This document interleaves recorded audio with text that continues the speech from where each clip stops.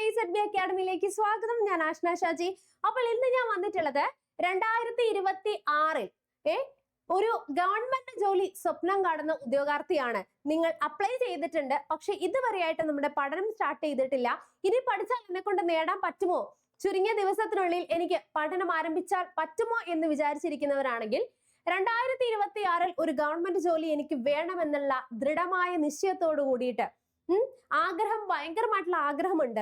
ഇനി കുറഞ്ഞ ദിവസത്തിനുള്ളിൽ എനിക്ക് എങ്ങനെ പഠിച്ചാൽ ഈ പ്രിലിംസ് ക്ലിയർ ചെയ്യാൻ പറ്റും എന്നതിനെ കുറിച്ച് ഇരിക്കുന്നവരാണ്. ഇതുവരെയായിട്ട് നിങ്ങൾ പഠനം തുടങ്ങിയിട്ടില്ലെങ്കിൽ നിങ്ങൾക്ക് വേണ്ടിയിട്ടുള്ള ഒരു അടിപൊളി വീഡിയോ ആണ് നമ്മൾ വന്നിരിക്കുന്നത്. അപ്പൊ ആദ്യമേ തന്നെ നിങ്ങൾ മനസ്സിലാക്കേണ്ടത്, ഈ 2026 എന്ന് പറയുന്നത് ഗവൺമെന്റ് ജോലിക്ക് ആഗ്രഹിക്കുന്ന ആളുകളെ സംബന്ധിച്ചിടത്തോളം ഏറ്റവും മികച്ച ഒരു വർഷം തന്നെയാണ്. ഡിഗ്രി ആവട്ടെ, 10th ആവട്ടെ, +2 ആവട്ടെ, ഇഷ്ടംപോലെ നോട്ടിഫിക്കേഷൻസ് ഒക്കെ ആക്റ്റീവായിട്ട് അപ്ലൈ ചെയ്തിട്ടുണ്ട്.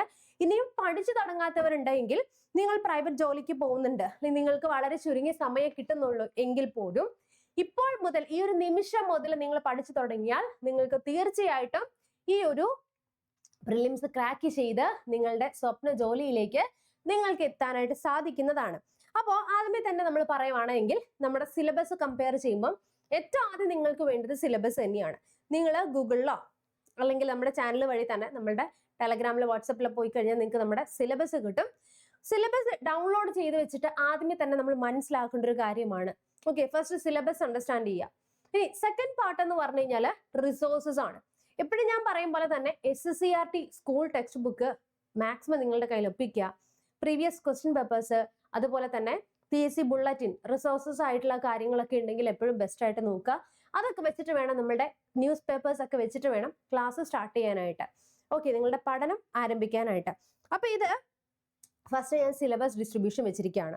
ഇതിൽ നിങ്ങൾ നോക്കിക്കഴിഞ്ഞാൽ 6 ഭാഗത്തിൽ നിന്ന് 60 മാർക്കാണ് ഫസ്റ്റ് നമുക്ക് വരുന്നത്. ഓക്കെ, ഇതില് ഫസ്റ്റ് നിങ്ങൾ നോക്കേണ്ടത് കറണ്ട് അഫേഴ്സ് ആണ്, 10 മാർക്കിന്റെ. ഓക്കെ, ശാസ്ത്ര സാങ്കേതിക വിദ്യ, കലാ സാംസ്കാരികം, ഇതൊക്കെ എന്താ വരുന്നത്, നമുക്ക് വരുന്നത് കറണ്ട് അഫേഴ്സ് ആണ്. സെക്കൻഡ് വരുന്നത് ഇന്ത്യൻ ജോഗ്രഫി ആണ്. ഇന്ത്യൻ ജോഗ്രഫിയിൽ 10 മാർക്കാണ് വരുന്നത്. ഇനി നോക്കിക്കേ, ഇന്ത്യൻ ഹിസ്റ്ററി, ഇന്ത്യൻ ഹിസ്റ്ററിയിലും 10 മാർക്കാണ്. പിന്നീട് കോൺസ്റ്റിറ്റ്യൂഷൻ, അതിൽ കുറച്ച് കാര്യങ്ങളാണ്, 10 മാർക്ക്. കേരള ജോഗ്രഫിക്ക് 10 മാർക്ക്, ഇന്ത്യൻ ഹിസ്റ്ററിക്ക് 10 മാർക്ക് അല്ലെ. അപ്പം സോറി, ഇത് കേരള ഹിസ്റ്ററി ആണ് കേട്ടോ. ഓക്കെ, ഇത് കേരള ഹിസ്റ്ററിയാണ്. ഇന്ത്യൻ സ്വാതന്ത്ര്യ സമരവുമായി ബന്ധപ്പെട്ട മുന്നേറ്റങ്ങൾ, ദേശീയ പ്രസ്ഥാനം, യെസ്, ഇതും നമുക്ക് വരുന്നുണ്ട്. അതുപോലെ തന്നെ ഇത് കേരള ഹിസ്റ്ററിയും മറ്റത് ഇന്ത്യൻ ഹിസ്റ്ററിയും പറഞ്ഞു തിരിഞ്ഞു പോയത് കേട്ടോ. അപ്പൊ 6 ഭാഗങ്ങളാണ് 10 മാർക്കുമായിട്ട് നമുക്ക് വരുന്നത് അല്ലെ. അപ്പൊ അതവിടെ നിൽക്കട്ടെ. ഇനി അതിനുശേഷം 10 മാർക്കിന്റെ നാച്ചുറൽ സയൻസ്, അതായത് ബയോളജിയിലാണ്. എത്ര ഭാഗങ്ങൾ പഠിക്കാനുണ്ട്? വെറും 7 ഭാഗങ്ങളാണ് അല്ലെ നമുക്ക് പഠിക്കാനായിട്ടുള്ളൂ. ഇനി അടുത്തത് ഫിസിക്സും കെമിസ്ട്രിയും കൂടെ കൂട്ടി 12 ഭാഗങ്ങളാണ് വരുന്നത്. അത് 10 മാർക്കാണ്. ഇതിൽ നമുക്ക് ഇത്രയും വരുന്നുണ്ട്, ബാക്കി നമുക്ക് എന്താണ്, ഫിസിക്സ് ആണ് വരുന്നത് അല്ലെ. ഇനി അടുത്തത് മാത്സിന് ഇത്രയും പോർഷൻസ് ആണ്. സിമ്പിൾ അരിത്തമെറ്റിക് ആൻഡ് മെന്റൽ അബിലിറ്റിയിൽ, ലഘുഗണിതത്തിൽ വരുന്നത് 10 മാർക്ക്. ഇവിടെ നമുക്ക് 20 മാർക്കാണ് വരുന്നത്. അതുപോലെ തന്നെ മാനസിക ശേഷിക്ക് ഇവിടെ 10 മാർക്കാണ് ഇവിടെയും വരുന്നത്. അപ്പൊ ഇങ്ങനെയാണ് നമ്മുടെ സിലബസ് ഡിസ്ട്രിബ്യൂഷൻ വരുന്നത്. അപ്പൊ നമുക്ക് എവിടെ നിന്ന് പഠിച്ചു തുടങ്ങാം? ആദ്യമേ തന്നെ പഠിക്കാൻ ഏറ്റവും എളുപ്പമായിട്ടുള്ള ഒരു ഏരിയ ആണ് നമുക്ക് ഈ 7 ടോപ്പിക് എന്ന് പറയുന്നത്. അപ്പൊ നിങ്ങൾ ഇപ്പൊ പഠിച്ചു തുടങ്ങിയാലും വളരെ പെട്ടെന്ന് തന്നെ പഠിച്ചു തീർക്കാൻ പറ്റുന്ന ഒരു ഏരിയ തന്നെയാണ്. അപ്പൊ ഈ ഫസ്റ്റ് നിങ്ങൾ പഠിക്കാതിരിക്കുമ്പോൾ മനുഷ്യ ശരീരത്തെ കുറിച്ചുള്ള പൊതു അറിവ് പഠിക്കാനിരുന്നു കഴിഞ്ഞാൽ ഒരുപാട് വാസ്റ്റായിട്ട് കിടക്കുകയാണ്. നമ്മുടെ ശരീരത്തിൽ ഓരോ അവയവങ്ങള്, കണ്ണ്, മൂക്ക്, ത്വക്ക്, ചെവി, അതുപോലെ ഹൃദയം ഒക്കെ വാസ്റ്റായിട്ട് കിടക്കുകയാണ്. അപ്പൊ നിങ്ങൾക്ക് അത് ലാസ്റ്റിലേക്ക് മൂവ് ചെയ്ത് വെക്കാം. എന്നിട്ട് പെട്ടെന്ന് പഠിച്ചാൽ തീരുന്നതാണ് ജീവകങ്ങൾ, വിറ്റമിൻസ്, രോഗങ്ങള്, അതുപോലെ വനവും വനവിഭവവും, ഇതൻ കേരളത്തിലെ ആരോഗ്യക്ഷേമ പ്രവർത്തനങ്ങൾ, അതൊക്കെ കൂടുതലായിട്ട് കറണ്ട് അഫേഴ്സ് ആയിട്ടുള്ള കണക്ട് ചെയ്ത് എന്ത് ചെയ്യുക, നമ്മൾ പഠിക്കാൻ നോക്കാം. ഇനി അതുപോലെ തന്നെ ഇതിൽ നമുക്ക് പെട്ടെന്ന് തീർക്കാൻ പറ്റുന്ന ഒരു ഏരിയ ആണ് കേരള ജോഗ്രഫി എന്ന് പറയുന്നത്. ഈ 10 മാർക്ക് നിങ്ങൾ കേരള ജോഗ്രഫി വളരെ ബാക്കി കമ്പാരിറ്റീവ്ലി ബാക്കി വെച്ച് നോക്കുമ്പോൾ പെട്ടെന്ന് കമ്പയർ ചെയ്ത് പഠിക്കാൻ പറ്റുന്ന ഒരു ഏരിയ തന്നെയാണ് നമ്മുടെ കേരള ജോഗ്രഫി എന്ന് പറയുന്നത്. അപ്പൊ കേരളത്തിന്റെ അടിസ്ഥാന വിവരങ്ങൾ എന്ന് പറഞ്ഞ് നിങ്ങൾ ഓരോ ജില്ലകളും പഠിക്കാൻ നോക്കരുത്. ജില്ലകൾ 14 ജില്ലകൾക്കും വേണ്ടി നിങ്ങൾ 10-20 ദിവസം സ്പെൻഡ് ചെയ്യേണ്ട കാര്യമില്ല. അത് നമ്മൾ പൊതുവായിട്ടുള്ള കാര്യങ്ങൾ പറയുമ്പോൾ അതുമായിട്ട് പഠിച്ചു പോകുമ്പോൾ കേരളത്തിലെ നദികളെ കുറിച്ച് പഠിക്കുവാണെങ്കിൽ കേരളത്തിലെ ഏറ്റവും നീളം കൂടിയ നദി പെരിയാറാണ്. അതിന്റെ ഉത്ഭവം ഇടുക്കി ജില്ല. അപ്പൊ ഇടുക്കി ജില്ലയുമായി ബന്ധപ്പെട്ട കാര്യങ്ങൾ, കുറച്ച് കാര്യങ്ങൾ നോക്കി വേണം നിങ്ങൾ എന്ത് ചെയ്യാനായിട്ട്, പഠിക്കാനായിട്ട്. പിന്നെ കറണ്ട് ആയിട്ടുള്ള ഏരിയാസ്, കറണ്ട് ആയിട്ടുള്ള കറണ്ട് അഫേഴ്സിൽ ആ ഇടുക്കി ജില്ലയിൽ വന്നിരിക്കുന്ന കാര്യങ്ങൾ എന്തൊക്കെയാണ് അതിന് കൂടുതൽ പ്രാധാന്യം കൊടുത്തൊക്കെ പഠിക്കാം. കേരളത്തിലെ ഏറ്റവും വലിയ ജില്ലയാണ്. പിന്നെ നിങ്ങൾക്ക് എന്താണ് അവിടുത്തെ പ്രത്യേകത, മലനാടിന്റെ ഭാഗമായിട്ട് വരുന്നതാണ് തുടങ്ങിയ കുറച്ച് ഏരിയാസ് അവിടെ പഠിച്ചു പോവുകയാണെങ്കിൽ നിങ്ങൾക്ക് അവിടെ എന്ത് ചെയ്യാൻ പറ്റും, മാർക്ക് സ്കോർ ചെയ്യാൻ പറ്റും. പിന്നെ കറണ്ട് അഫേഴ്സ് നിങ്ങൾ 2025 ജനുവരി മാസം തൊട്ടുള്ള കറണ്ട് അഫേഴ്സ് മസ്റ്റ് ആയിട്ട് എന്ത് ചെയ്യണം, നിങ്ങൾ പഠിച്ചു തുടങ്ങണം. ഓക്കെ. പിന്നീട് നമുക്ക് വരുന്നത് ഇന്ത്യൻ ജോഗ്രഫി ആണ് വരുന്നത്. പിന്നെ ഇതിൽ തന്നെ നമുക്ക് കേരളത്തിന്റെ പോർഷൻസ് നോക്കിയിട്ട് നിങ്ങൾക്ക് എന്ത് ചെയ്യാൻ പറ്റും, തീരുമാനിക്കാനായിട്ട് പറ്റുന്നതാണ്. ഇനി അതിനുശേഷം ആറ്റം എളുപ്പമുള്ള ഒരു ഏരിയ ആണ്, നമുക്ക് പഠിച്ചു പോകാൻ പറ്റുന്നതാണ്. ഹൈഡ്രജൻ എളുപ്പം പഠിക്കാൻ പറ്റും.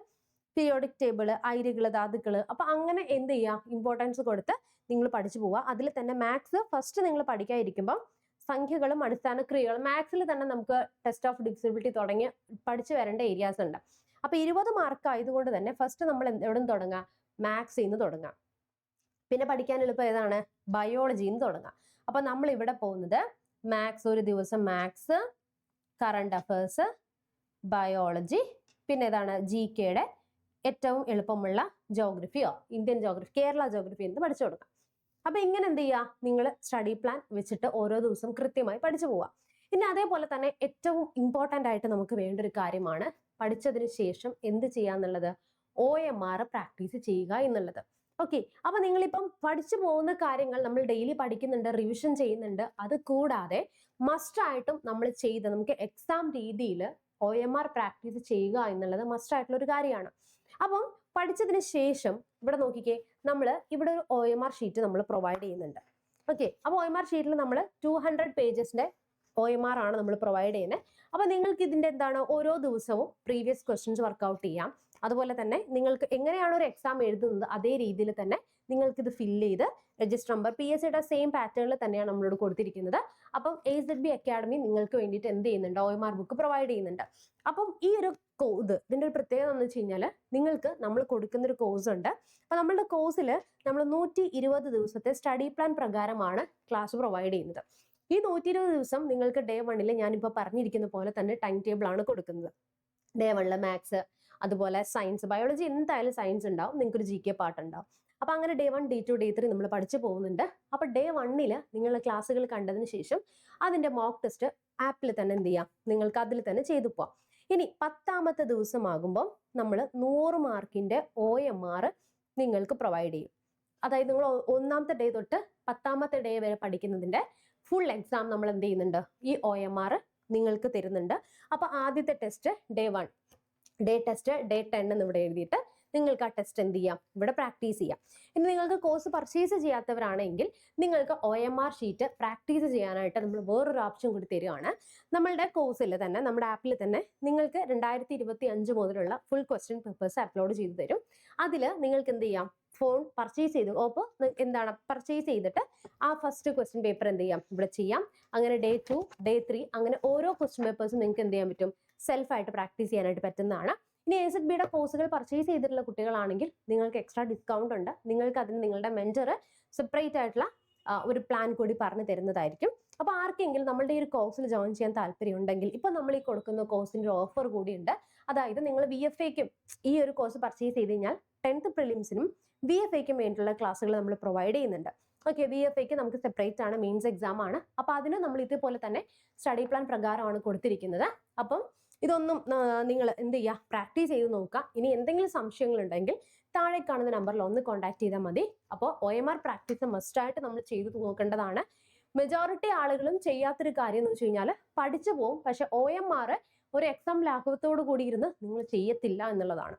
അപ്പം മെയിനായിട്ടും നിങ്ങളുടെ പഠനത്തിൽ ഇനിയാണെങ്കിലും നിങ്ങൾ തുടങ്ങിക്കഴിഞ്ഞ് കഴിഞ്ഞാൽ തീർച്ചയായിട്ടും നിങ്ങൾക്ക് എക്സാം ക്രാക്ക് ചെയ്യാനായിട്ട് പറ്റുന്നതാണ്.